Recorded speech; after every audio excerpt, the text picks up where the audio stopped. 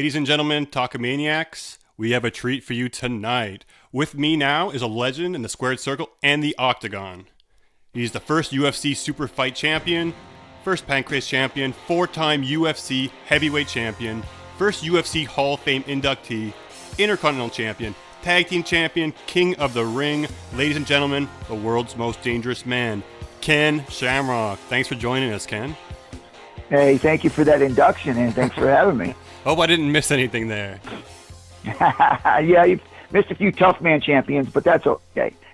Yeah, no, I know. But I'm trying to nail all the ones there that stood out, and at the same time, I mean, you're a man of many accomplishments, so definitely wanted to do you credit on that introduction. But again, I know you've been really busy. I know you're promoting your tour at the same time, so again, we really, really thank you for spending some time with us today. Hey, appreciate you guys. Awesome. So before we get into things, tell listeners about your current live tour, An Evening with Ken Shamrock. What's it all about? Where are you hitting up? Let us know a bit about it so the listeners can, I guess, find out what's going on and hit up your shows. Yeah, I'm not going to list all the towns I'm going to be at because they'll be listed when people want to go see. But I'm going to Canada. I'm going from one end to the other end of Canada. I want to make sure that something that I've always respected and honored the fans for what they were doing for me during my career, allowed me to live the lifestyle and be able to do what I love to do. Without the fans, I would not be able to do that. So now I get an opportunity, now that my career is kind of at the end. I get to go out and actually do meet and greets and do autograph signings and charity events and be able to just meet different people and find out, the ideas and some of the thoughts that people had of why they follow me, why they watched me, and how important it was for them to watch me. At the same time, I want to let them know how important they were to me in my career while I was in the ring, hearing them scream and yell, and how much it meant to me for them to support me. That's awesome. And I think a lot of fans really appreciate that. Obviously, you seem really humble with the success you've had. And again, you've had a great following. Canada loves you. The world loves you. We're a podcast from Montreal. So again, we want to also plug the fact that you will be in Montreal on June 6th for your show. So fans, check that out in Montreal at the Piranha Bar. We'll be talking more about that on our social media as well, too. Again, Ken Shamrock, he's on tour. You don't want to miss this out. Talking about Montreal as well at the same time, Ken. So 1997 Survivor Series, I was actually there. Obviously, that event was known for a lot of different reasons. But at the same time, I was really excited to see you. You're one of my favorites going into the Attitude Era. That night, we saw you take on the Nation of Domination. You ended up forcing The Rock to tap out. It was an amazing matchup for me. I always liked the energy and aggression that you were going to bring into it. You had a really successful year, 97, and all through 98 as well, too, with The Rock. You had him tap out at Survivor Series. You went on to have an amazing match with him at WrestleMania 14. You ultimately beat him to win the King of the Ring as well, too. So looking back at The Rock now, we know the success he's had, not just in wrestling. He's one of the biggest stars in the world. Now, The Rock's had feuds with Austin. He's had feuds with other people as well, but there's no denying that you played a significant role in The Rock's development. And when I look back at The Rock, I think of The Rock and Ken Shamrock and the great stories you told together. So why don't you take us through a little bit of what it was like working with The Rock and the experiences you had? Yeah, working with The Rock was really, really professional. It was a guy that you knew when you walked in that day to a big event that he was going to show up and that he was going to be there and he was going to do his job. And so I was very happy and very excited to work with him because I knew day in and day out we were always going to push each other to the highest level. And so to be around him was also a joy because he was loose, he was fun, he was exciting. He was just a great guy outside the ring also. So for me, the experience I had with him was really second to none. Like I said, when people ask me, some of my favorite things in the WWF at the time, and that would be one of them, my actual time that I was able to work with him and have those matches with him were some of my favorite memories. Awesome. And on the note of the King of the Ring as well, too, I was curious because I was going back and I was watching some of your old footage recently and I was watching the King of the Ring finals. When did you know you were going to go over in that tournament? Is that something you found out later on the night of, or did you know going into it you were going to be the man? Yeah, I didn't know when they told me, but I knew going into the ring that I was going to be the one put over. But I didn't, like I said, I don't remember the day I found out. But, even when you're told you're going to be put over, it's almost like you until it happens, right? You don't go in thinking I'm getting put over. You go in thinking, man, I got to put on a great match. I got to really do my job here, because a lot of things can happen in there if you're not aware and that you're not doing your job. You could get hurt. You could hurt someone else, or a mistake could happen and somebody else ends up winning. So you've got to make sure that when you're going in there, you're not thinking about I'm the guy being put over. You think about, hey, I got to do my job. I got to go in there and I got to work hard. I got to make this look good. Everybody's got to do their job. And this thing turns out, if it's a great show and everybody was excited on how everything went, then it's a great time for everyone, and it's a great time to be put over. But if it's a flop and it doesn't do well, who cares who gets put over? So it's really about everybody doing their job and having great matches. What a selfless answer. And I agree. And again, looking back on it, it was an amazing matchup. I think you guys delivered. You told the story that needed to be told. And I think the fans couldn't have been happier. I was thrilled to see you win the King of the Ring. And again, it's a tournament that I'm a little bit, I miss it, The King of the Ring was an awesome event. I like King of the Ring because it separated at least one guy that the company and also the wrestlers felt like that they were going to move forward. They were going to get pushed. And it felt like every year when someone won that King of the Ring that they did some great things to move on. And it gave the fans a heads up of like, hey, look out for this guy. And I mean, who more to look out for than Ken Shamrock? I mean, 97, 98, some could say, Stone Cold had a pretty good couple years there, but you yourself, the amount of time that you were with the WWF, I mean, the things that you did were amazing. But before we move on from The Rock, I had to ask one question, because this is something that I had to kind of go back and watch a few times just because of how intense it was. I got to ask you, Ken, that chair shot The Rock delivered, it was insane. So was that your idea to take it face on, and how did that feel? Yeah, when they told me that I was going to take the chair shot, I was like, I'm not taking it in the head. I'll take it in the back, but this one required a head shot. And so I said, if you're going to do it, hit me in the face. Wow. And Rock looked at me bewildered, like, what? I said, just aim for my face. He goes, you're on your knees. You want me to hit you in the face? I said, Rock, just do it. I'll take care of myself. You won't be responsible for it. Just hit me in the face. And Rock looked at me and he goes, okay. I said, and bring it. He goes, oh, I will. And that was that before you guys headed out? Was that backstage, or that was actually during the segment itself? No, that was actually before we headed out. We were in the back. It was a few hours before. We were going over some stuff, and he told me that there was going to be this chair shot he was going to take, and he was going to hit me in the head. And I was like, dude, you're not hitting me in the back of the head. He goes, well, what do you mean? It says, hit me in the face. And he got just like, what? Oh, I said, hit me in the face. He's like, you're out of your mind. I said, don't worry about it. I'll take care of myself. Just hit me in the face.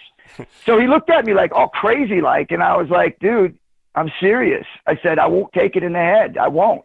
He goes, all right, it's your call, man. I said, bring it. And he says, oh, I will.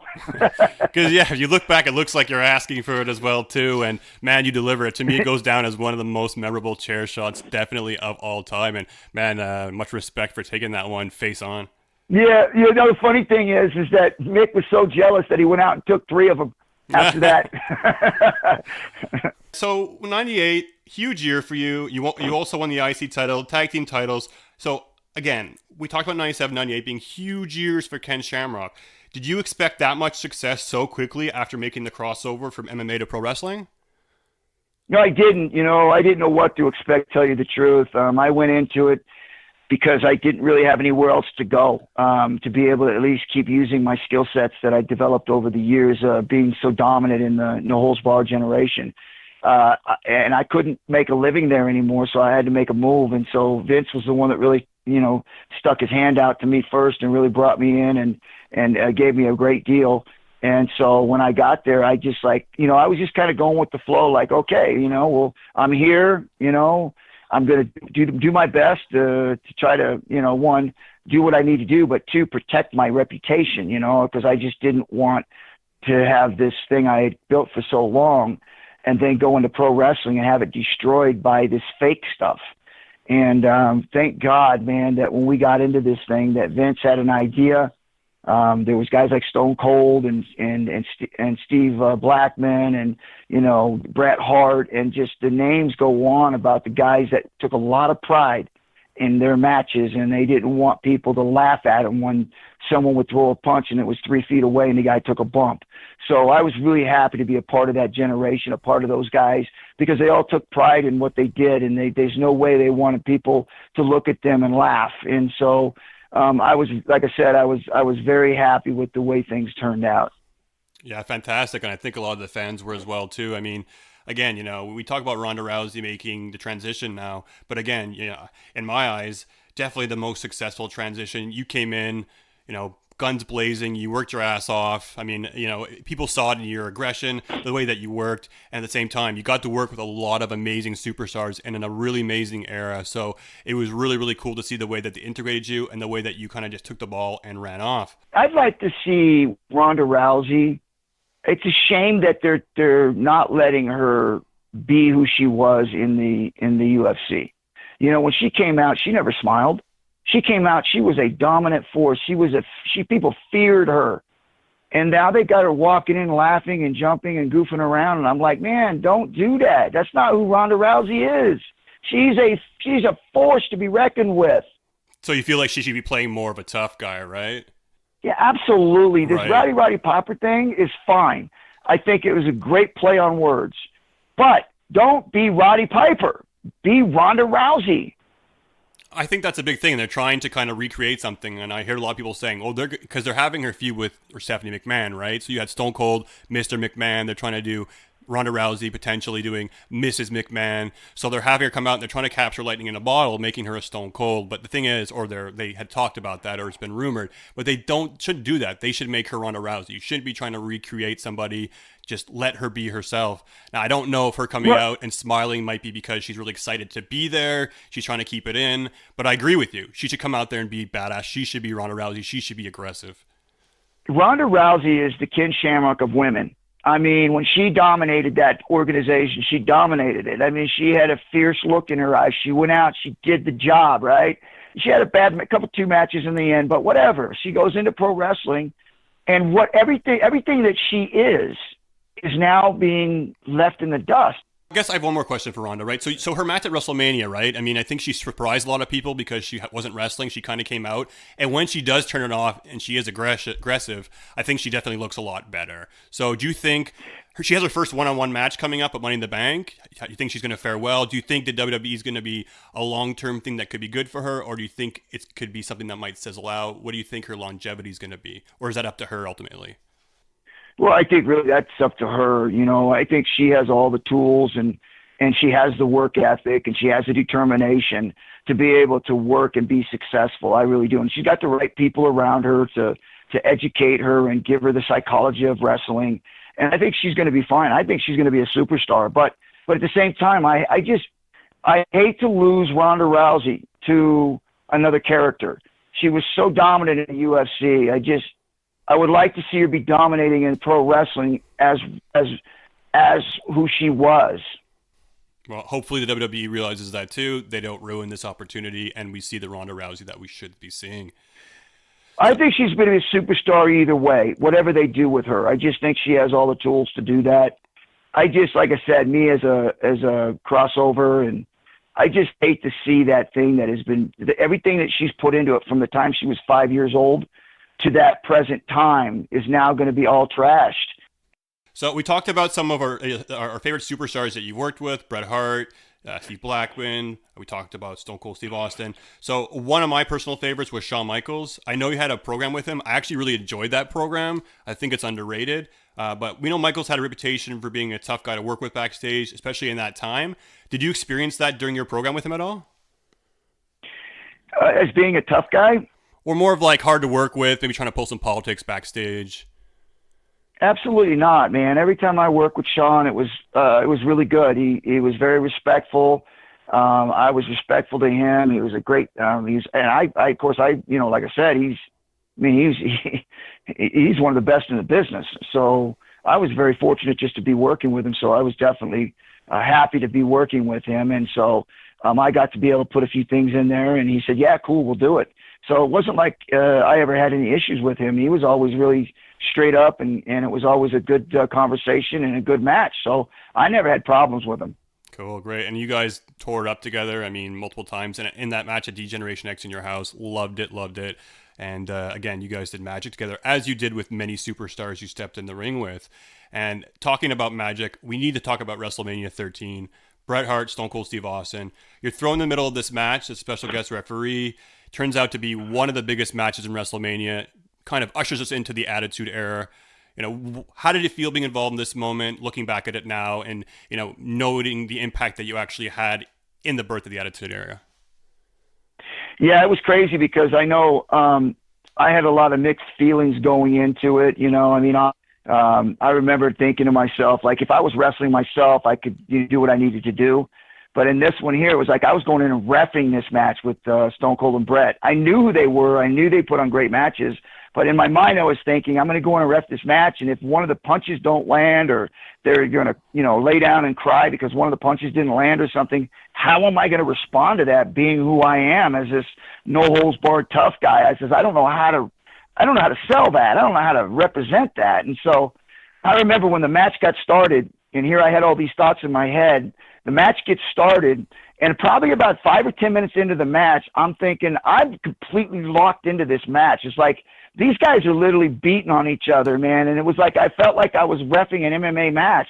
And like I said, man, when that thing was over, man, I was like, oh my goodness, these guys really went after one another. And I was like, that launched me into my career going, okay, I made the right decision.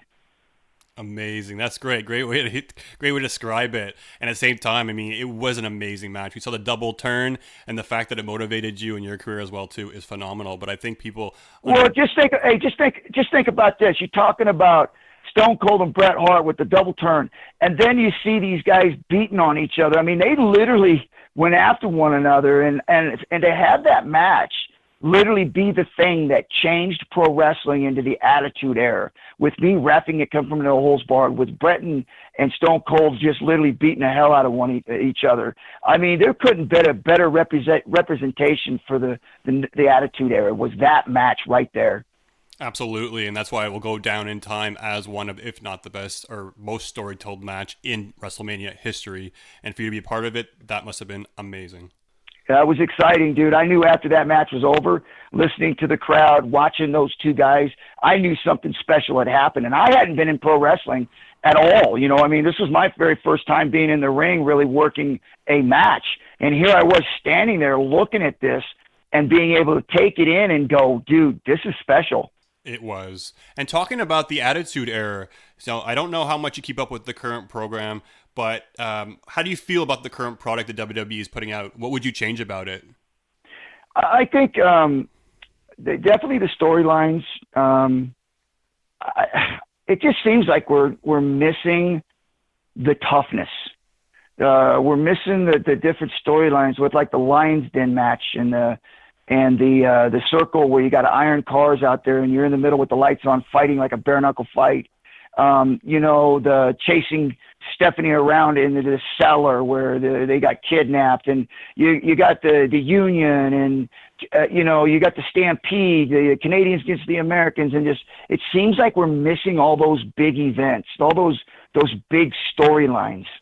Yeah, I agree, and it feels like they're focusing a lot on more like the bubblegum pop aspect, social media, you know, like, so to me, they're missing a lot of that. Maybe it's just me being more of an old school fan, but I definitely agree with you. The aggression's missing. The storytelling isn't as what it once was, so I do hope we get back there at some point in time, but again, a little bit disappointing in terms of the production right now and the storylines that we're getting. It's just not the same thing, that's for sure. And I don't know if it's because, you know, we're PG now, we're not in the Attitude Era, but, you know, there has to be a way to kind of meet a middle ground where you can still do both.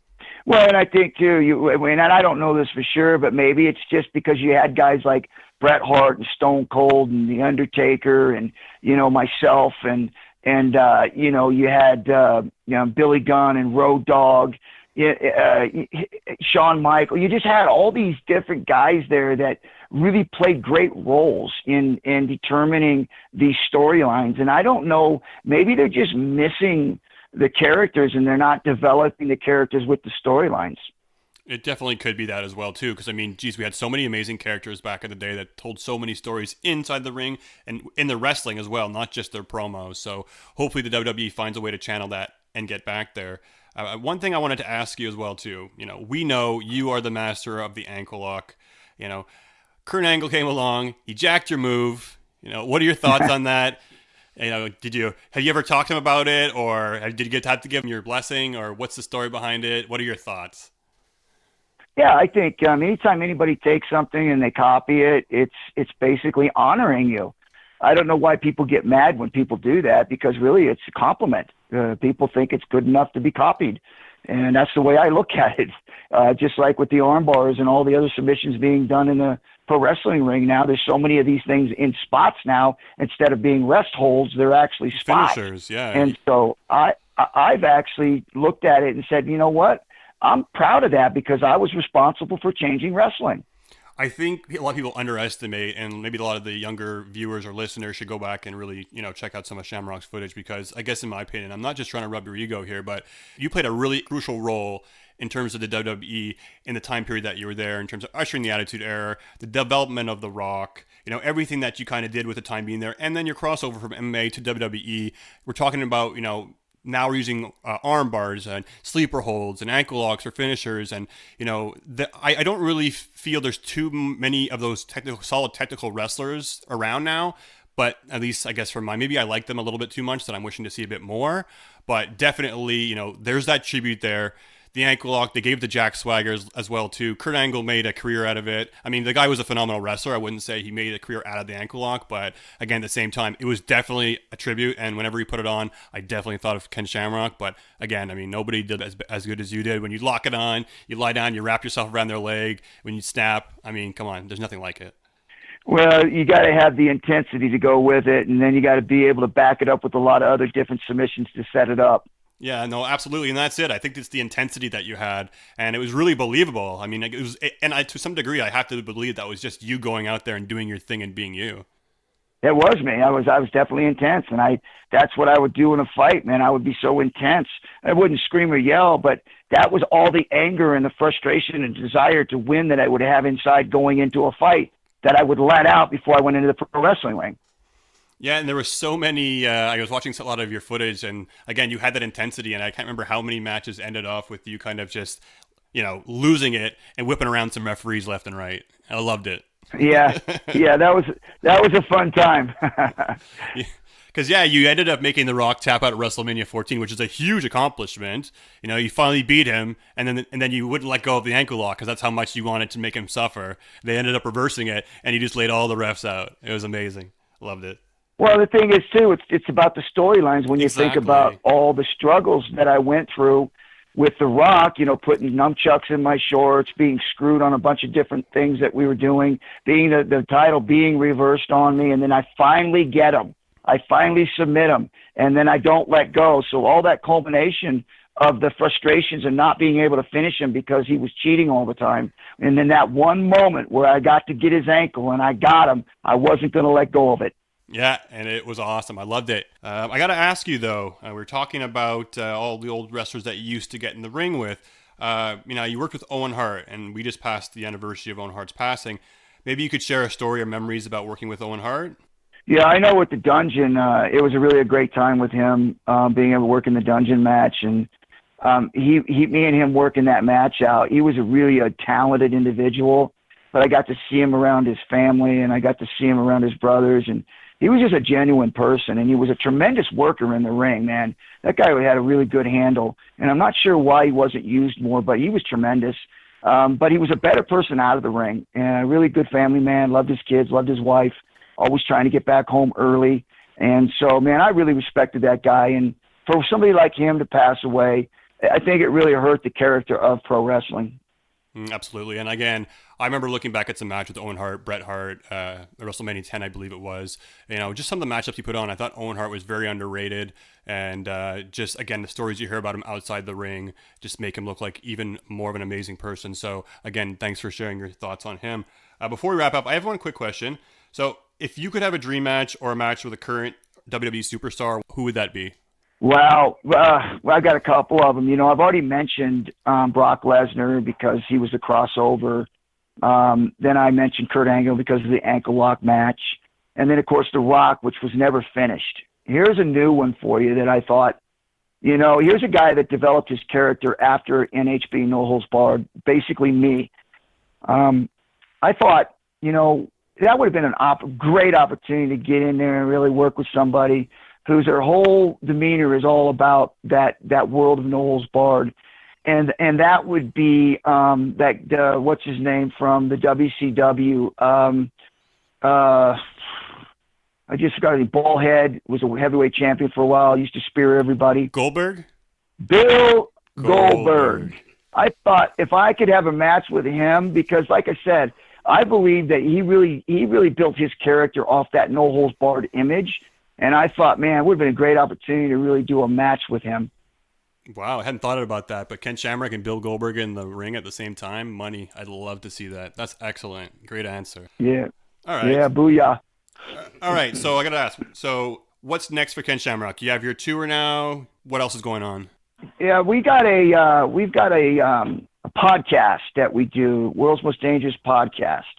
And that's how we really get to get messages out, be able to talk with people, give our ideas, our thoughts on things going on in the world. And so for us, it's really a great opportunity to stay in contact with our fans.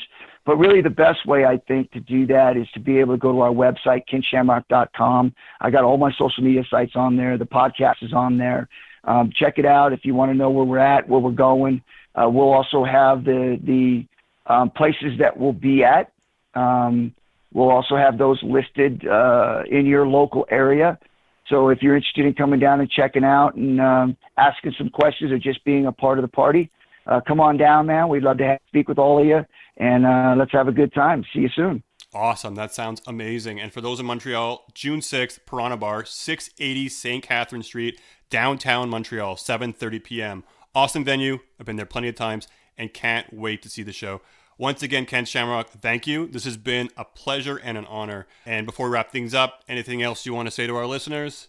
No, hey, thank you for the support over the years, and I look forward to speaking with you when I'm down there and having fun. So there you have it, folks. Our interview on Talkamania with the world's most dangerous man, Ken Shamrock. He'll be touring, and he's going to be hitting up Montreal June 6th, Piranha Bar, 680 St. Catherine Street, downtown Montreal at 7:30 p.m. Make sure to check him out online on the world's most dangerous podcast. And thanks again for listening. In the meantime, this is Desmino signing out for Talkamania. Talkamaniacs, take it easy. See you next time.